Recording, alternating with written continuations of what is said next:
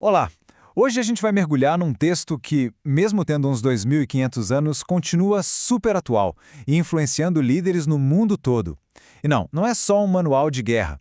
A Arte da Guerra, de Sun Tzu, é, na verdade, um guia atemporal sobre estratégia que já inspirou desde Napoleão até os CEOs das maiores empresas de hoje. Bom, vamos começar por aqui que já é o coração da obra. Logo de cara, Sun Tzu joga essa ideia que parece meio contraditória, né? O objetivo final não é o conflito em si, mas sim uma vitória tão bem arquitetada que a luta se torna completamente desnecessária. É exatamente por isso que esse livro vai muito além do campo de batalha. Os princípios dele valem para tudo: negócios, esportes, diplomacia e até para a nossa vida pessoal.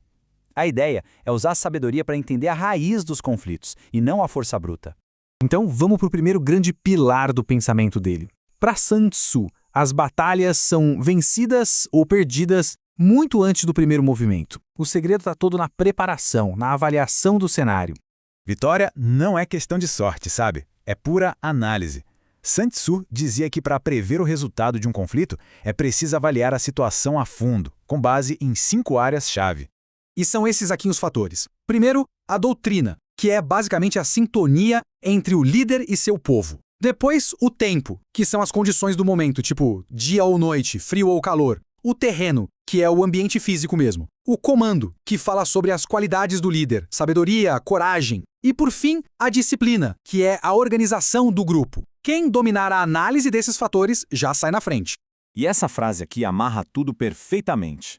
Se o trabalho de casa foi bem feito, se há um conhecimento profundo de si e do oponente, o medo e a incerteza simplesmente desaparecem.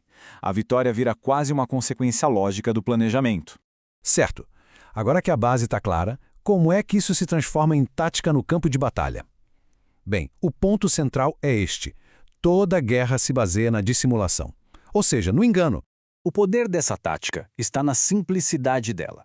A ideia é criar uma imagem completamente falsa na mente do adversário, parecer fraco quando se está forte, fingir estar longe quando na verdade se está bem perto. O objetivo é fazer o outro lado te subestimar, baixar a guarda e aí sim agir.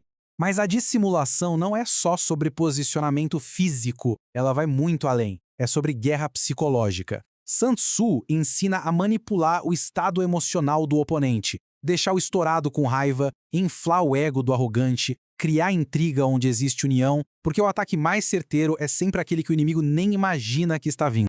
E tudo isso nos leva ao ponto mais alto, ao ápice da filosofia de Sun Tzu. O verdadeiro mestre da estratégia não procura a luta, ele a torna completamente irrelevante. A estratégia mais genial não é atacar o exército inimigo, mas sim a estratégia dele. É desmontar os planos, quebrar as alianças, cortar os suprimentos. Fazendo isso, o exército do outro lado se torna inútil, sem que um único golpe precise ser dado. Esse número representa o ideal de Sun Tzu. O número de batalhas que um verdadeiro mestre estrategista deveria lutar para conseguir uma vitória completa e absoluta. 0. E aqui está, de forma direta e reta. A vitória sem sangue não é só mais eficiente, ela é a maior prova de maestria. É dominar a situação de tal forma que o conflito simplesmente se dissolve antes mesmo de começar. Para a gente fechar, vamos pensar em como esses princípios milenares são, na verdade, incrivelmente relevantes hoje em dia. Como a sabedoria de Sun Tzu se aplica fora do campo de batalha, no nosso cotidiano. A tradução dos conceitos é bem direta. O exército pode ser a sua empresa, a sua equipe. O terreno é o mercado, o ambiente competitivo. O comando é a liderança, a gestão. E a batalha? Bom, a batalha pode ser uma negociação importante, o lançamento de um produto ou um projeto desafiador. A lógica da estratégia continua a mesma.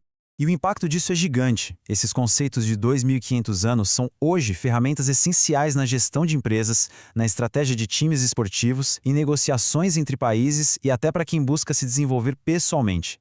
A lógica da estratégia é de fato universal. E assim a gente termina com essa reflexão. Pensando em todos esses princípios de preparação, de dissimulação e de vitória inteligente, qual é o grande desafio que se apresenta agora? E mais importante, como é possível alcançar o objetivo não pela força, mas por meio de uma estratégia superior? A resposta, quem sabe, pode estar nesses ensinamentos milenares.